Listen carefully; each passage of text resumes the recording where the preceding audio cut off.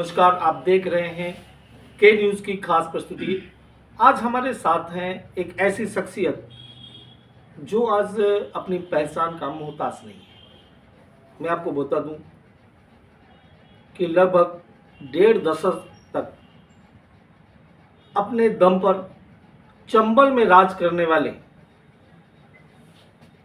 किसी जमाने में बागी सम्राट के नाम से विख्यात मलखान सिंह आज हमारे बीच में है। खास मेहमान है के न्यूज़ पर, जिनसे आज हम चर्चा करेंगे और जानेंगे कि ऐसे कौन से कारण थे जिन्हें के कारण उनको आज बंदूक उठाकर लगभग 15 साल का समय चंबल के उन बीहड़ जंगलों में काटना पड़ा। आखिर क्या परिस्थितियां थीं जिसके चलते उन्हें बंदूक उठानी पड़ी।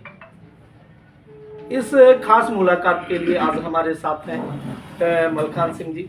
मलखान सिंह जी, बहुत बहुत स्वागत है आपका हमारे के न्यूज़ में। सबसे पहला सवाल, क्या कारण रहा कि आपको बंदूक उठाकर बीहड़ में जाना पड़ा?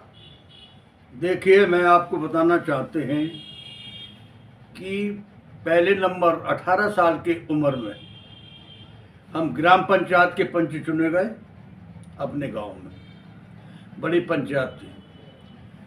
पंच चुनने के बाद जब वो सरपंचों की मीटिंग होती है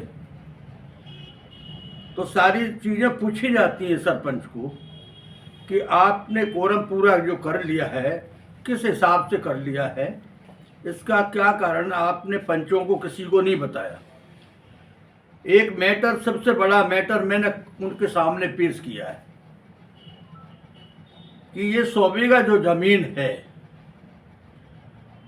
आप अपने लोगों को दिए हो और मंदिर का ताला पड़ा है, तो बहुत बड़ी शर्म की बात है कि आप चाचा भी आपके मिनिस्टर हैं, गृह मंत्री हैं, उस वक्त उनके परिवार के गृह मंत्री थे। कौन लोग थे दादा, अगर बात करें हम जिनकी वजह से आज आपको बीहड़ में कूदना पड़ा?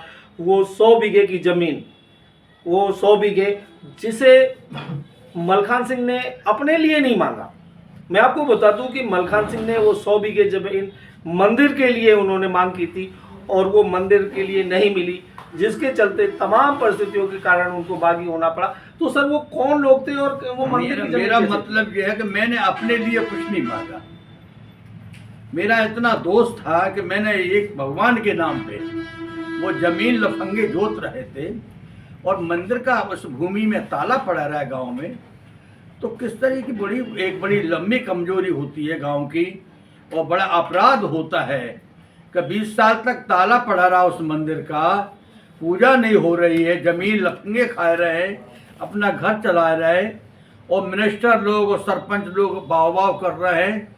तो इसलिए हमने जब उसका प्रसंग डाला तो इतना अत्याचार मेरे ऊपर हुआ शायद है कि कई बार हम इनकाउंटर से बचे।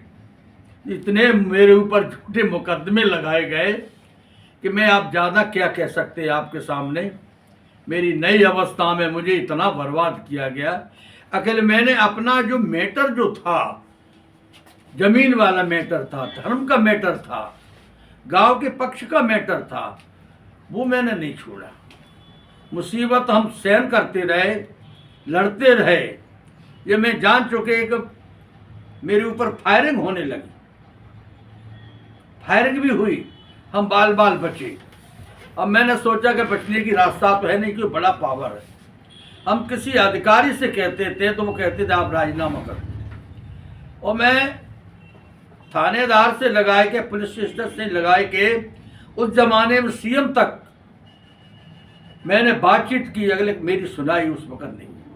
अगर जिस समय आपने जो परिस्थितियां झेली और उन परिस्थितियों के बाद भी बाकी जीवन में कौन कौन सी कठिनाइयों का सामना करना पड़ा आपको? किन किन बाकी जीवन में तो देखो, मैं आपको तो कठिनाई है।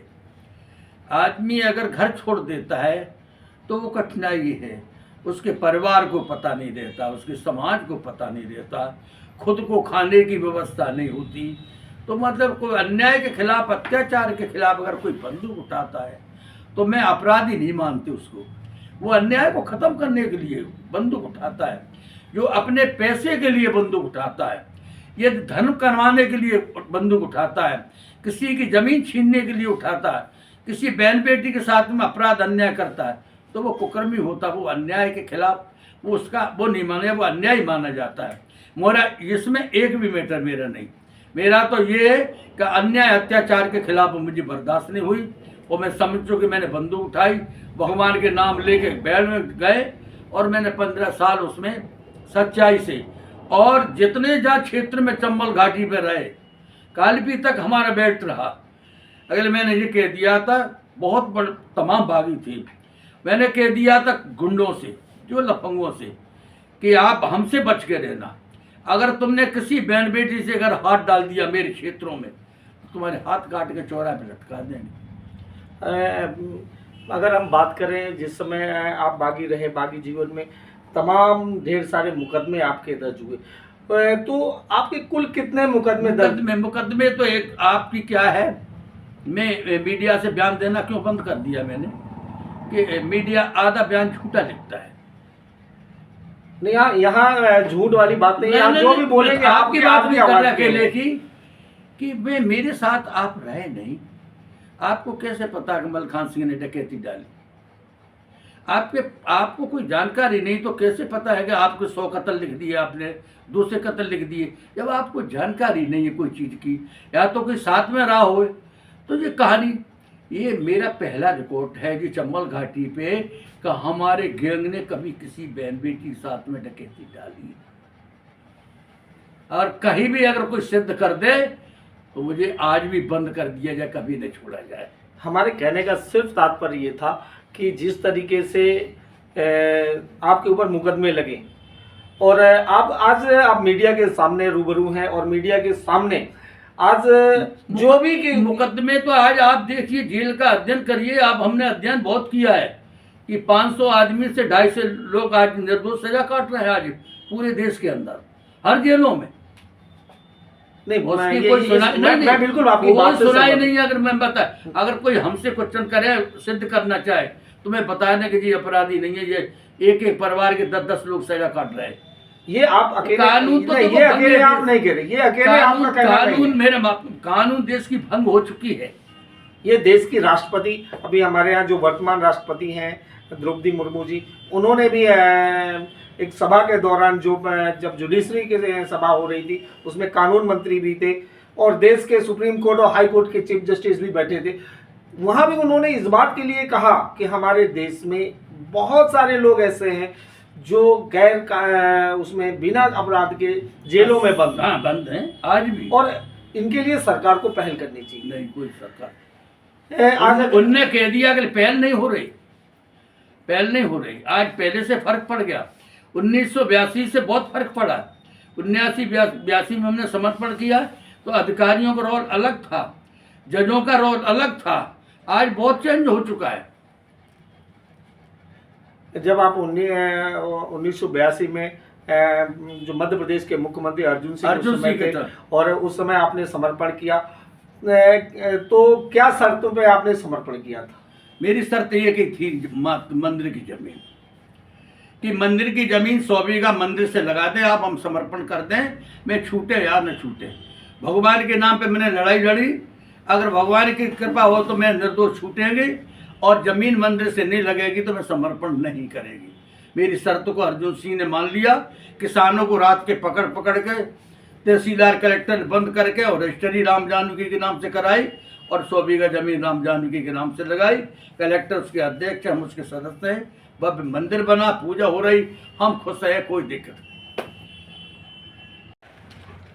एक और सवाल है आपसे कि ये कहते हैं कि किसी दल को या किसी गिरोह को या किसी संगठन को चलाने के लिए अर्थ की आवश्यकता होती है, तो कैसे आप अर्थ मैनेज करते थे, कैसे? मैं आपको बताया उस समय की हालत जो देखते आपको कि कोई आदमी शौक तो करता नहीं, तो अम्नेशन तो जरूरी है।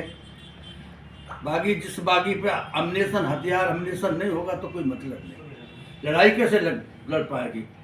हमको अपनी व्यवस्था उसकी अम्नेशन और हथियार की करना है, और थोड़ी खाने की व्यवस्था करना है।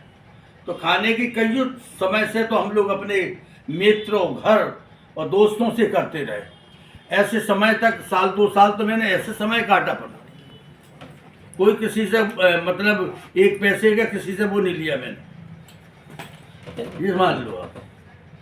तो वो फिर घर से इतना पैसा आ जाता था कि एम्युनिशन और सारा सब खरीद लेते थे। ऐसा है कि उतनी पैसे की उस जमाने में जरूरत नहीं थी, उतना महंगाई नहीं थी, उतना एम्युनिशन की वो नहीं थी। मतलब कोई शौक तो करना नहीं है, दाल टिक कर खाना है और अपने नी के आराम से रहना, भजन करना है, तो ये तो होता। अब कभी कभी अपराध तो एक आध करना ही पड़ता है।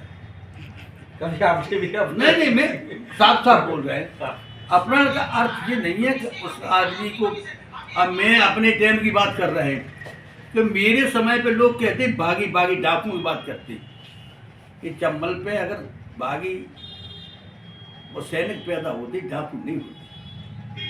1,50,000 की पकड़ हमने अपने टाइम पे नहीं देखी। आज लोग जो कहते हैं कि बागी बागी दुनिया की, बड़ा हल्ला मचाते। मैं आपको अपनी दिली बात बता रहे, आपने तो कोई छीन रहा है न ले रहा है न कुछ है।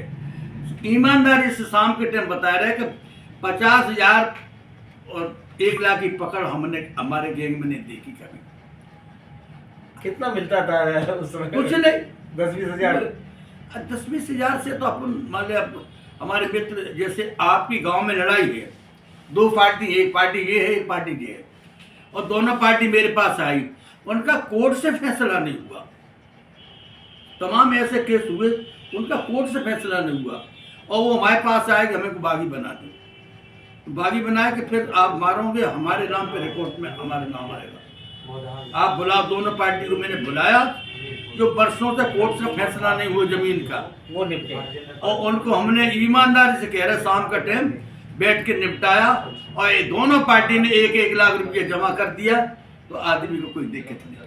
लड़ाई बचा दी और मैं जेल बचा दी, सारी चीज बताई, तो ये ऐसा मामला ज्यादा था। ये संगठन की बात करें तो संगठन आपके पास एक बड़ा हुजूम था, बड़ा होता गिरोह था, ऐसे में उनको कैसे मैनेज करते थे? सारे सब हो जाता, अपनी परेशान जो लोग आए, इनको खदेड़ा गया, जो बेचारों को गांव से भगा गया, तो उनको ये तसल्ली थी कि भूख मरना मंजूर, बहरा झुकना मंजूर नहीं।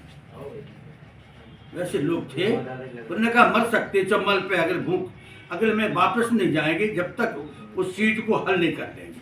सिर्फ 1982 में आपने समर्पण किया, तो कितने लोग आपके साथ समर्पण किए थे? 120 लोग। वो सारे लोग आज छूट गए? 20 की नफरी में करा दिए थे, क्योंकि भरोसा नहीं था, फिर गड़बड़ कर दे कोई, 2-3 टोली में कर दिया। तो क्या वो सारे शासन ने हमको 2 महीने के बाद छोड़ दिया था कि आप सबको समर्पण करा दो। अर्जुन सिंह ने कहा था सबको करा दो। तो क्या सरकार ने कुछ है आपको भी सरकार ने दिया है, 72 के रूल से मोर्सी माधव सिंह को, इंदिरा के टाइम था पहले, हमारा भी इंदिरा का टाइम था, तो पहले इनके बागियों को, मोर्सी माधव सिंह को 26 बीघा जमीन दी गई, और 82 के लोगों को जहाँ जमीन देने के लिए बहुत से लोगों को जमीन मिली, बहुत से लोग अर्जुन सिंह के जाने से नहीं मिल पाई। ऐसे 10-15 लोग हमारे भी छूट गए थे, वैसे मिली थी जमीन। तो आपको भी जमीन नहीं मिली थी, नहीं मिल पाई। आपको नहीं मिली। मैंने कहा जो सबको मिल जाए दे दो। वो तो रूल 72 का रूल था इंदिरा गांधी का, कोई भी हो जाति के नाम से जमीन नहीं दी जाती, वो समर्पण के आधार से, अगर कोई पढ़ा लिखा है तो उसकी नौकरी दे दी, ये रहता और कुछ। अगर हम दादा राजनीति की बात करें, आप बागी जीवन से हट करके जब समय आप बड़े हुए, आप बागी जीवन से अलग होकर के राजनीति की तरफ आए, और आपने पहले सपा और इसके बाद कांग्रेस भी आपने ज्वाइन की, तो राजनीति में आज आप अपने आप पार्टी का मत होता है, अगर जिस पार्टी से अगर कोई किसी जनता को फायदा नहीं मिल रहा है, खुद का फायदा नहीं देखा जाता है, मेरे कहने से कोई वोट डालता है, अगर हमारे कैंडिडेट अगर वोटर को कोई परेशान करता है, तो पार्टी चेंज करने में क्या है? जब हमने अपने जीवन को चेंज कर दिया तो पार्टी क्या होती? पार्टी का कोई महत्व नहीं होता। जिस समय आप अपने 10 जीवन में बागी थे, उस समय बहुत तमाम छोटे बड़े काफी गिरोह हुआ करते थे, बहुत गिरोह हुआ करते थे। एक नहीं था, उसमें पुलिस से जास्ती से ज़्यादा गैंग थे, वो बड़े बड़े लोग थे, ऐसा नहीं। और अगले हमारा अलग रहा हट के, मैं किसी से मिलते नहीं थे। कभी कभी गैंगों में किसी महिला को भी रखा लोगों ने, और महिला गैंग को हम पसंद नहीं करते थे, हम अलग रखते थे। मना कर दिया था कि महिला गैंग को हमारे गैंग में न मिलाया जाए और न हम उससे मिलेंगे, क्योंकि ये जो हमारे 100 आदमी मेरे साथ में चल रहे हैं, हमारे एक भी मेरे हाथ में नहीं रहेगा। हम किसी के घरों में नहीं सोएंगे। हमको अगर जो मौका ही मिला घर सोने का मिलता तो हम क्यों घर बेड में जाते। तो अगर हमको मौका ही नहीं मिला तो अब तो मैं ऐसी झाड़ियों में रहेंगे, चाहे भूख चाहे शहर कुछ भी करेंगे, संघर्ष जरूर करेंगे।